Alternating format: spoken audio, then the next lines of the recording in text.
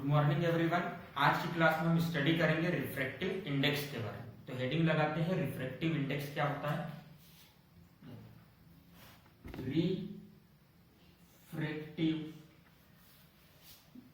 Index, तो देखिए इसके पहले हमने रिफ्रैक्शन में पढ़ा था, जब भी लाइट रे किसी एक ऑप्टिकल मीडियम से दूसरे ऑप्टिकल मीडियम में जाती है तो उसका पाथ क्या हो जाता है, चेंज हो जाता है।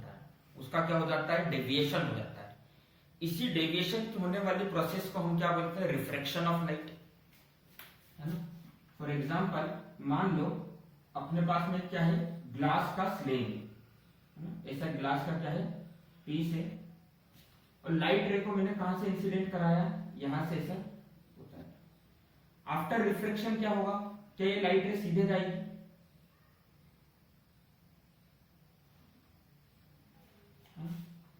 सभी को पता है ऊपर एयर है और ये अंदर क्या है, ग्लास है ना। मीडियम फर्स्ट एयर है, मीडियम सेकंड ग्लास है।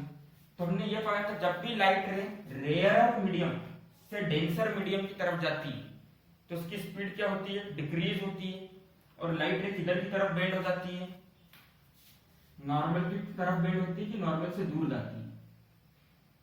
तो लाइट रे किधर की तरफ बेंड होती है, नॉर्मल की तरफ, मतलब टुवर्ड्स द नॉर्मल लाइट रे बेंड हो जाती है ना।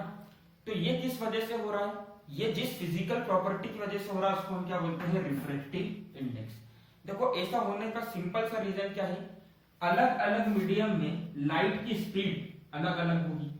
अब जैसे हम बात करें एयर की, तो एयर में पार्टिकल कहां होंगे, दूर दूर पार्टिकल होंगे। एयर के पार्टिकल कहां होंगे, दूर दूर होंगे। एक पार्टिकल यहाँ है, एक पार्टिकल यहाँ है, एक पार्टिकल यहाँ, एक यहाँ, यहाँ। तो लाइट रे बहुत कम पार्टिकल से टकरा रही है तो उसकी स्पीड क्या है, तेज है, ज्यादा स्पीड है। पर अगर हम सॉलिड में बात करें, जो कि हमारा ग्लास सॉलिड है, इसके अंदर क्या होगा, ऐसे पार्टिकल प्रेजेंट है सब दूर। तो लाइट रे किससे टकरा रही है, ज्यादा नंबर ऑफ पार्टिकल से क्या हो रहा है, कोलिजन हो रहा है। तो बताओ स्पीड इंक्रीज होगी कि डिक्रीज होगी,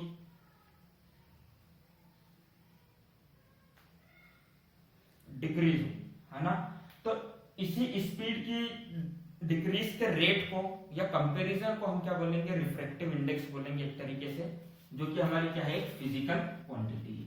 अब देखो आपकी बुक में रिफ्रैक्टिव इंडेक्स को डिनोट करा है उन्होंने एन से, तो हम एन ले लेते हैं। जनरली हम इसको म्यू से डिनोट करते हैं, पर आपकी बुक में एन से डिनोट करा है तो हम इसको क्या लेते हैं, एन। तो देखो रिफ्रैक्टिव इंडेक्स क्या होगा, refractive index of medium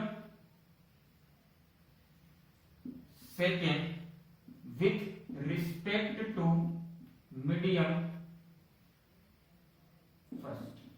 medium first के रिस्पेक्ट में, मतलब मीडियम फर्स्ट के कंपैरिजन में मीडियम सेकेंड में आने पे लाइट की वेलोसिटी कितना कम हो जाएगी, ये कौन बताएगा हमको, रिफ्रैक्टिव इंडेक्स। या मीडियम फर्स्ट के कंपैरिजन में किसी भी दूसरे मीडियम में आने पर लाइट की स्पीड कितना इंक्रीज हो जाएगी, ये कौन बताता है, फिजिकल क्वांटिटी, रिफ्रैक्टिव इंडेक्स। ठीक, लिखने का तरीका क्या हो जाएगा, इसको हमने क्या लिखा, refractive index of medium second with respect to first. तो हम लिखेंगे एन मतलब refractive index of medium second मतलब 2, with respect to medium first मतलब 1। इतना क्लियर है। अब देखो हमेशा लिखने का तरीका याद रखना, हम किससे कंपेयर कर रहे हैं, मीडियम फर्स्ट से कंपेयर कर रहे हैं। तो जिस मीडियम से हम कंपेयर कर रहे हैं उसकी स्पीड, उस मीडियम में जो लाइट की स्पीड है वो कहां आएगी, न्यूमरेटर में। तो हम कौन से मीडियम से कंपेयर कर रहे हैं, with respect to medium first, मतलब क्या हो जाएगा, speed of medium, speed of light in medium 1 upon speed of light in medium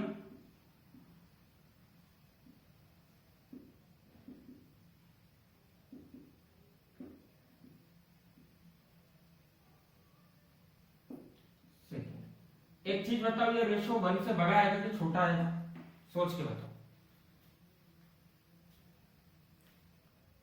देखो ये रेशो 1 से बड़ा है।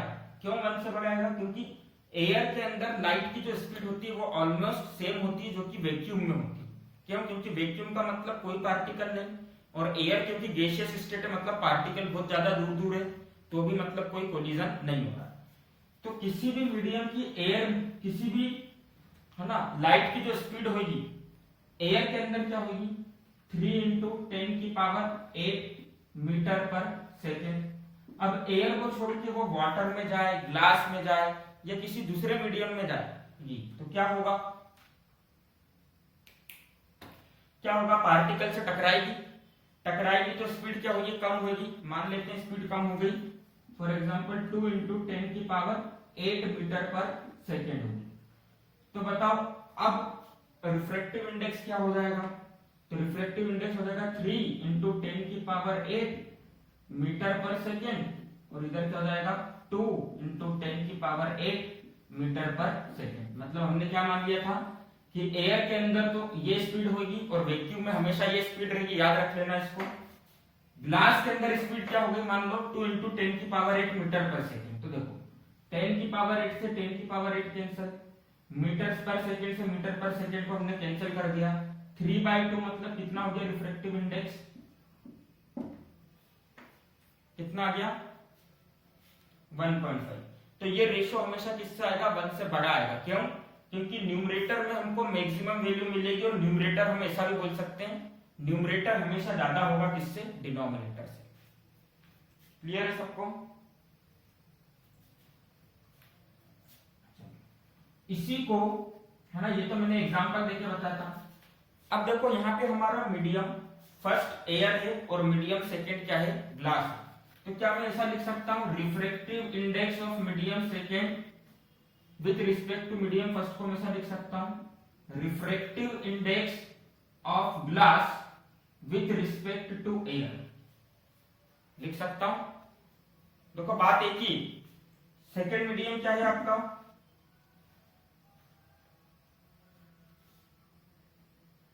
सेकेंड मीडियम क्या है?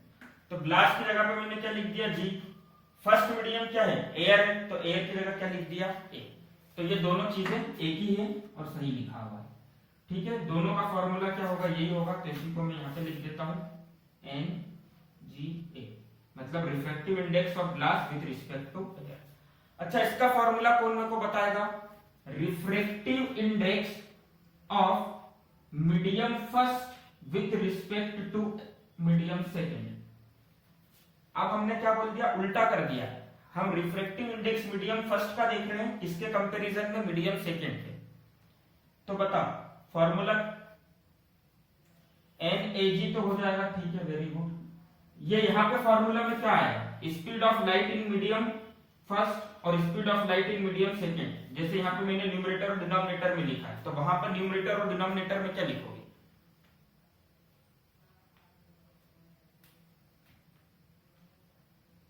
न्यूमरेटर में हमेशा क्या आएगा? जिसके साथ आप कंपेयर कर रहे हो। जैसे यहाँ पर हमने फर्स्ट लिया था, तो अभी आप कंपेयर किसके साथ में कर रहे हो? सेकेंड, या हम बोल सकते हैं ग्लास के साथ में।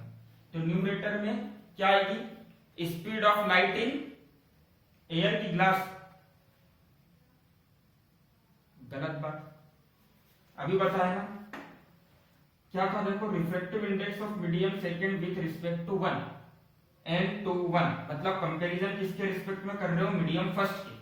जिस मीडियम के रिस्पेक्ट में आप कंपैरिजन कर रहे हो, रिफ्रैक्टिव इंडेक्स की वैल्यू फाइंड कर रहे हो, उस मीडियम के बारे में आप हमेशा कहां बात करोगे? न्यूमरेटर में। तो यहां पर क्या लिखा हमने? Refractive index of medium first with respect to second. इसी को हम बोल सकते हैं refractive index of air with respect to glass. तो इसका फॉर्मूला क्या हो जाएगा? Speed of light in glass upon divide में क्या आ जाएगा?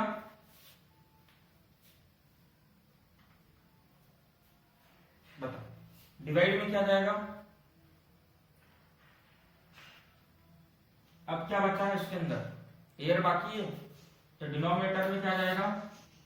Speed of light in air. सबको समझ में आ गया? कोई डाउट है?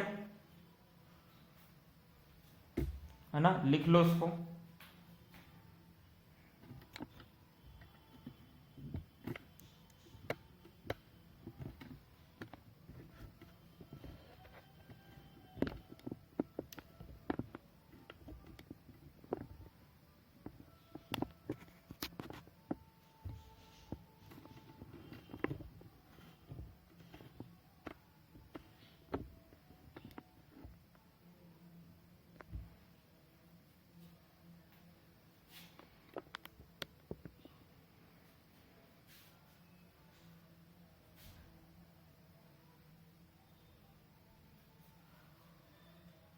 रफ कर दूं?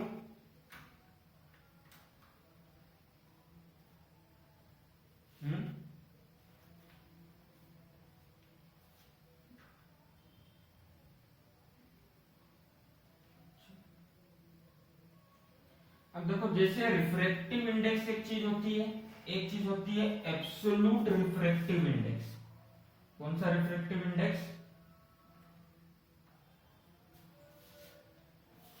तो एब्सोल्यूट रिफ्रैक्टिव इंडेक्स क्या होता है, देखो, एब्सोल्यूट रिफ्रैक्टिव इंडेक्स। अब देखो, एब्सोल्यूट रिफ्रैक्टिव इंडेक्स क्या होता है, जब भी हम मीडियम फर्स्ट और मीडियम फर्स्ट को या तो हम एयर लेंगे या वैक्यूम लेंगे, मतलब एब्सोल्यूट रिफ्रैक्टिव इंडेक्स में हमेशा क्या होगा, जो हमारा पहला मीडियम है वो या तो एयर होगा या क्या होगा, वैक्यूम होगा।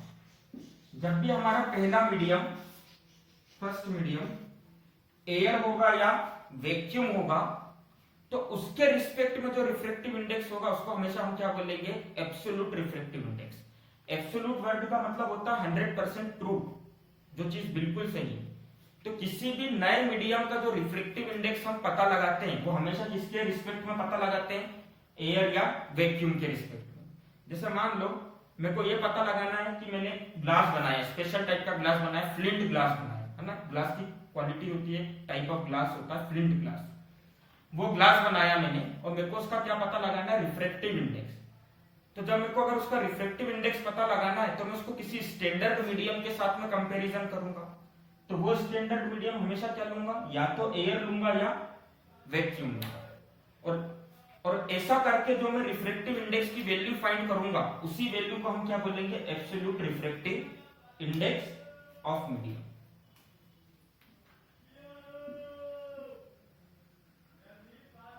तो बेसिकली यहां पर अगर हम बोलते हैं refractive index of glass with respect to air, refractive index of glass with respect to air, तो क्या मैं इसको एब्सोल्यूट रिफ्रैक्टिव इंडेक्स बोल सकता हूं?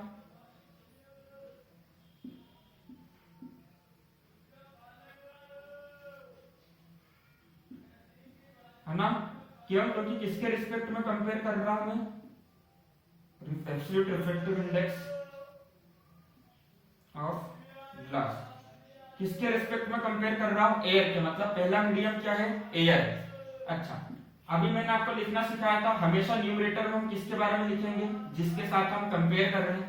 तो यहाँ पे स्पीड किसकी आ जाएगी, speed of light in air upon, divide में क्या जाएगा, speed of light in glass. Clear है सबको? कोई डाउट है इसके अंदर?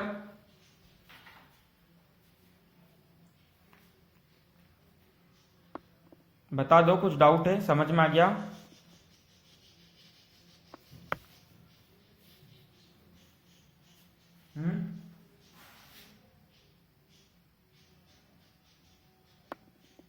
चलो नोट कर ले, क्वेश्चन कर लेते हैं एनसीईआरटी का। देखो, एनसीईआरटी में आप लोगों को एक टेबल दे रखी है, टेबल 10.3, जिसमें उन्होंने एब्सोल्यूट रिफ्रैक्टिव इंडेक्स बताया है अलग अलग मटेरियल्स का, है ना, एब्सोल्यूट रिफ्रैक्टिव इंडेक्स बताया है अलग अलग मटेरियल्स का। इस कलर की टेबल आपको दिख रही होगी आपकी बुक में। तो एक बार रिफ्रैक्टिव इंडेक्स बता दिया एयर का, आइस का, वाटर का, अल्कोहल का, बेंजीन का 1.5, ग्लास का 1.52 है ना। सबसे ज्यादा रिफ्रैक्टिव इंडेक्स किसका है, देख के बताओ, सबसे ज्यादा रिफ्रैक्टिव इंडेक्स किसका है।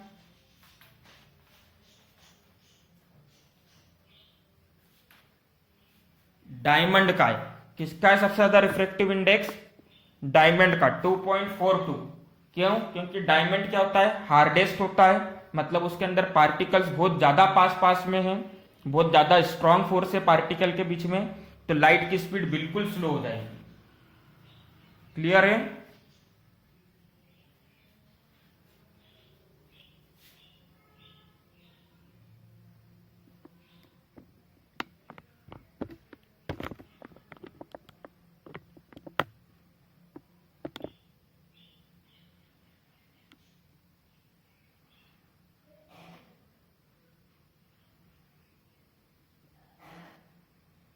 चलो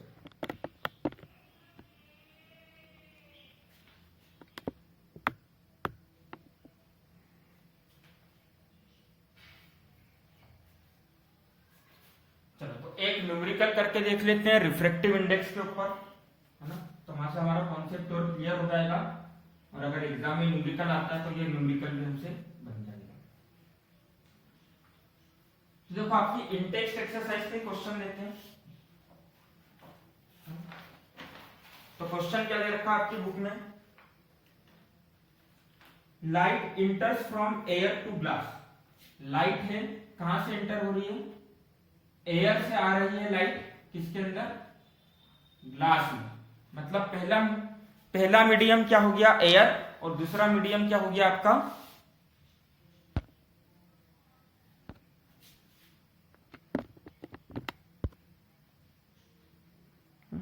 पहला मीडियम हो गया एयर और दूसरा मीडियम क्या हो गया आपका, ग्लास। ठीक, तो लाइट एयर से आ रही है किसमें, ग्लास में, तो ये एयर और ये ग्लास। तो हमने मान लिया ये रहा हमारा ग्लास, ठीक, और ये एयर से लाइट हमारी आएगी, और ये दोनों की सेपरेशन बाउंड्री है ना, दोनों का क्या है, सेपरेशन वाला हिस्सा। ठीक, फिर आपको क्या बोला है, light enters from air to glass having refractive index 1.50। मतलब refractive index of glass with respect to air, reflective index of glass with respect to air कितना दे रखा है, 1.50। कितना दे रखा है, 1.50। What is the speed of light in glass, हमको क्या निकालनी है, स्पीड ऑफ लाइट निकालनी है ग्लास में।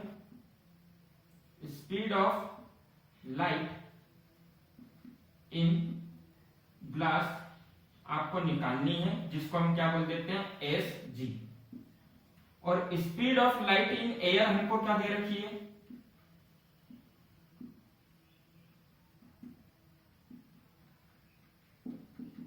3 × 10⁸ मीटर पर सेकेंड। अगर आपको speed of light in air नहीं भी दे तो ना, देखो आपको बोर्ड एग्जामिनेशन में क्वेश्चन आए और speed of light in air आपको गिवन नहीं भी हो, तो भी आपको क्या लेना है, 3 × 10⁸ मीटर पर सेकेंड लेना है। तो देखो सिंपल सा क्वेश्चन है, एयर से लाइट आ रही होगी कुछ इस तरह से, ठीक, ऐसा ग्लास में आने के बाद बेंड हुई होगी सीधे जाने की जगह। तो इसके लिए उन्होंने क्या दे दिया, रिफ्रैक्टिव इंडेक्स दे दिया है ग्लास का विद रिस्पेक्ट टू एयर 1.50। तो हमको रिफ्रैक्टिव इंडेक्स का फॉर्मूला पता है, इसको हम यहाँ पे कर लेते हैं। Refractive index of glass with respect to air, numerator में किसकी स्पीड आएगी, न्यूमरेटर एयर की, है ना। तो स्पीड ऑफ एयर को मैं क्या बोल देता हूं, speed of light in air को मैंने बोल दिया एस ए। तो डायरेक्टली लिख रहा हूं मैं speed of light in air divided by speed of light in glass S G. चलो, तो ग्लास के अंदर यहां पर क्या दे रखा है, 1.50, और यहां पर क्या वैल्यू दे रखी है, 3 × 10⁸। ठीक, speed of glass, speed of light in glass आपको निकालनी है मीटर पर सेकेंड। क्या करेंगे हम, देखो इस speed of light in glass को हमने कहा पहुंचा दिया 1.50 के पास में, तो क्या हो जाएगा 1.50 multiply speed of light in glass is equals to 3 into 10 की पावर 8 मीटर पर सेकेंड, है ना। नेक्स्ट स्टेप में क्या करेंगे, यहां पर 1.50 मल्टीप्लाई में इसको यहां पर हम कहा लिख देंगे डिवाइड में, लिख दो 1.50, ठीक है। अब देखो यहां से क्या करा हमने, ये डेसिमल हटाया, डेसिमल हटाएंगे तो हम किससे मल्टीप्लाई करेंगे 100 से, क्योंकि डेसिमल के बाद 2 नंबर है, तो ये कितना हो जाएगा 100, 3 इंटू 100 करेंगे क्या मिलेगा 300 इंटू 10 की पावर 8 डिवाइडेड बाय 150, 150 बन जा 150, 152 जा 300, डायरेक्टली आपका आंसर क्या आ गया, आंसर क्या आ गया, speed of light in glass कितनी आ गई, कौन बताएगा, 2 इंटू 10 की पावर 8, यूनिट क्या हो जाएगी मीटर पर सेकेंड। क्लियर है सबको, कोई डाउट है इसके अंदर?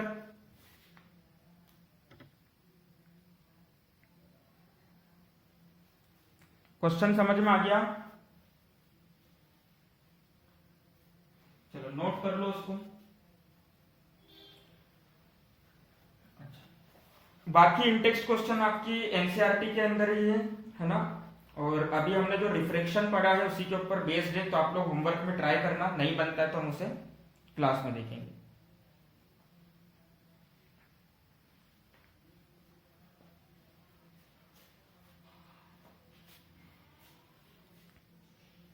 लिख लिया?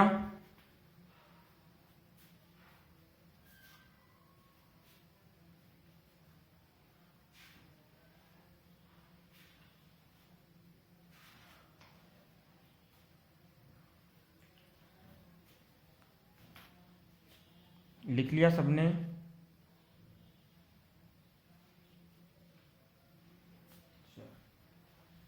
तो रफ कर देते हैं उसको।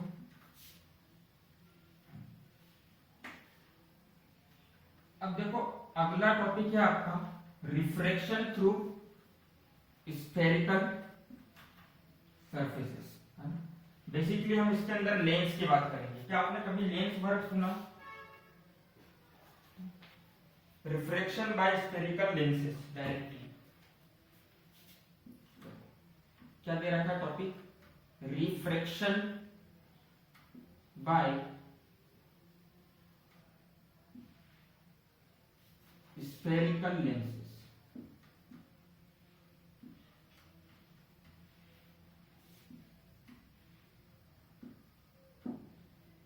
तो देखो लेंस क्या होता है, सबसे पहले हम उसके बारे में बात करते हैं।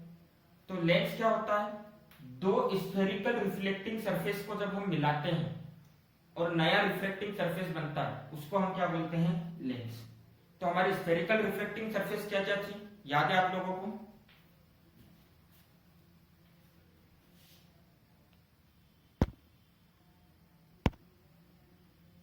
स्फेरिकल रिफ्लेक्टिंग सरफेस क्या क्या थी अपनी?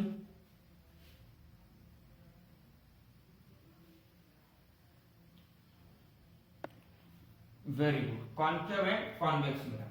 तो देखो पहले हम बनाते हैं कॉन्वेक्स लेंस कैसे बनता है ना, बाद में हम लेंस की डेफिनेशन लिखेंगे। कॉन्वेक्स लेंस की बात कर रहे हैं कि कॉन्वेक्स लेंस कैसे बनता है। तो कॉन्वेक्स लेंस का मतलब क्या होगा, देखो सबसे पहले हम कॉन्वेक्स मिरर की बात करते हैं। तो ये हमारा ग्लास स्फीयर होता था और पॉलिश किधर से होती थी, ये बाहर का हिस्सा, ये अंदर का हिस्सा। तो कॉन्वेक्स में पॉलिश कहां से होती थी, अंदर की तरफ से। याद आया, है ना। मैंने क्या करा, एक और कॉन्वेक्स लेंस को लाया, तो एक और कॉन्वेक्स मिरर को लाया और उसको मैंने ऐसा लगा दिया। अब देखो कॉन्वेक्स मिरर में पॉलिश किधर की तरफ होती है, अंदर की तरफ। तो देखो ये भी कॉन्वेक्स मिरर।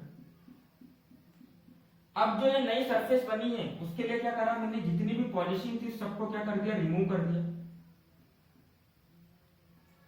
इस पॉलिश को हटा दो और इस पॉलिश को भी हटा दो। तो बेसिकली ये कैसा हो जाएगा, बेसिकली ये कुछ ऐसा हो जाएगा।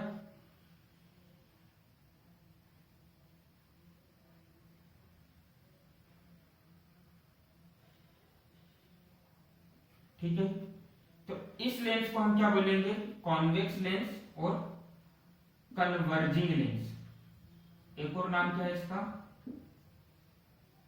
Converging lens. क्यों कन्वर्जिंग लेंस नाम पड़ा वो भी हम देखेंगे, पर अभी के लिए आप जान लो कि दो नाम है, कॉन्वेक्स लेंस और एक कन्वर्जिंग लेंस। जैसे हमारा एक नाम स्कूल का होता है, घर का होता है, तो वैसे इसके भी दो नाम।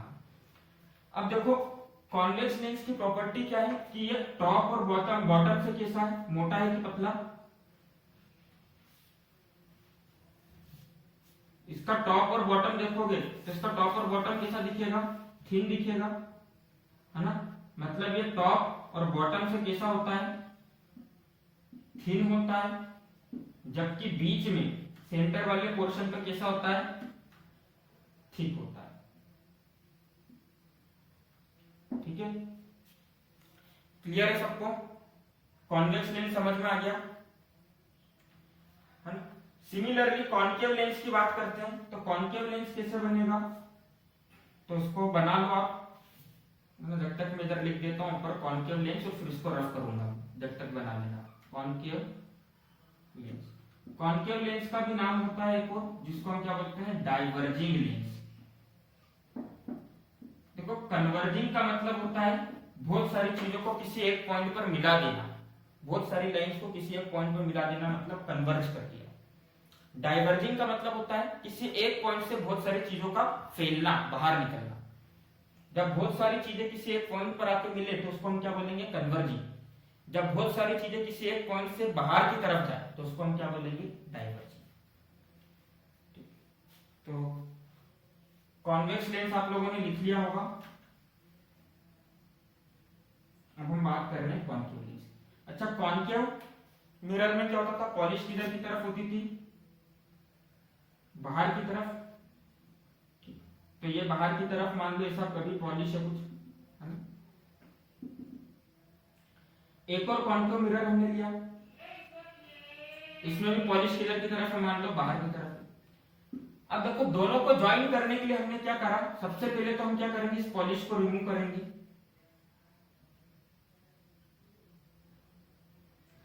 ऊपर से हमने क्या लगा दी, ग्लास की प्लेट लगा दी। प्लेट समझते हो, ऐसा रेक्टेंगुलर ग्लास रख दिया। यहां भी हमने क्या कर दिया, रेक्टेंगुलर ग्लास रख दिया। तो अब ये जो लेंस बना है इसको हम क्या बोलेंगे, कॉनकेव लेंस या डाइवर्जिंग लेंस। इसकी प्रॉपर्टी क्या होगी कि ये टॉप और बॉटम से कैसा होगा, ठीक होगा, और मिडिल पोर्शन से कैसा होगा, थिन होगा। क्लियर है, इतना समझ में आ गया।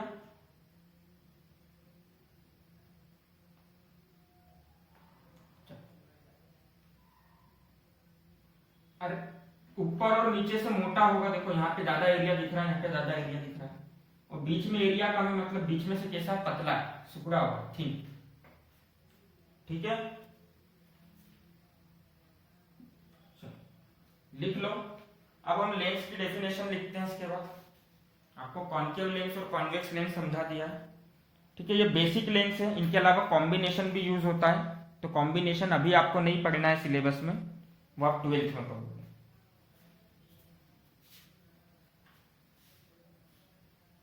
बन गया diagram.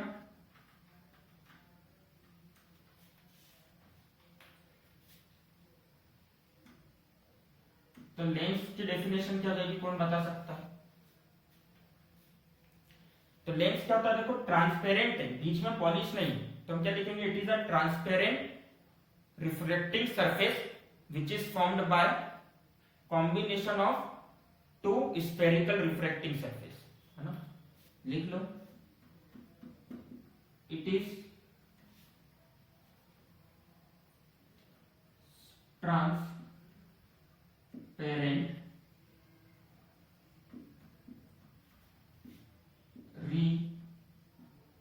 refracting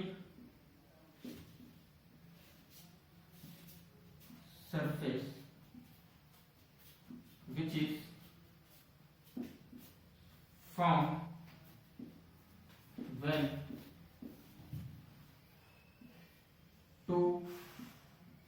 spherical refracting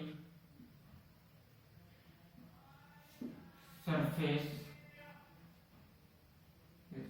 bounded with each other ना। जब दो रिफ्लेक्टिंग सरफेस को हम एक दूसरे के साथ में क्या कर देंगे, बाउंड कर देंगे, मिला देंगे, ठीक है, जोड़ देंगे, तो क्या बन जाएगा, लेंस। तो वही चीज लिखिए, ट्रांसपेरेंट रिफ्लेक्टिंग सरफेस होती है जो कि कब बनती है, जब दो स्फेरिकल रिफ्लेक्टिंग सरफेसेस को हम क्या कर देते हैं, एक दूसरे के साथ में मिला देते हैं। When two spherical reflecting surfaces bounded with each other. एक रिफ्लेक्टिंग सरफेस और कौन सी पढ़ी थी हमने, एक और ट्रांसपेरेंट मीडियम हमने और कौन सा पढ़ा था, कॉन्वेक्स लेंस। तो यह आपका कॉन्केव लेंस था और यह आपका कॉन्वेक्स लेंस। तो देखो कॉन्केव लेंस में क्या हुआ, दो कॉन्केव मिरर एक दूसरे के साथ में बाउंड हुए और क्या बन गया, ट्रांसपेरेंट रिफ्लेक्टिंग सरफेस, जिसको हमने कॉन्केव लेंस बोल दिया। कॉन्वेक्स लेंस के केस में क्या हुआ, दो कॉन्वेक्स मिरर एक दूसरे के साथ में बाउंड हुए, मतलब दो स्फेरिकल रिफ्लेक्टिंग सरफेस एक दूसरे के साथ में बाउंड हुई और क्या बन गया, ट्रांसपेरेंट रिफ्लेक्टिंग सरफेस, जिसको हमने क्या बोल दिया, कॉन्वेक्स लेंस। क्लियर है सबको।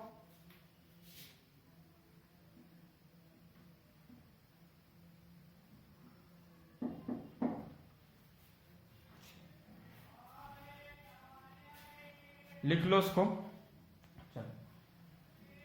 तो देखो आज के लेक्चर का टाइम यहीं पर हो गया है। नेक्स्ट लेक्चर में हम क्या पढ़ेंगे, कॉन्केव और कॉन्वेक्स लेंस के बारे में पढ़ेंगे, इमेज फॉर्मेशन के केस देखेंगे और फिर लास्ट टॉपिक हम इस चैप्टर से पढ़ेंगे पावर ऑफ लेंस। तो हमारी आज की क्लास हम यहीं पर खत्म करते हैं। Bye everyone, have a good day, bye.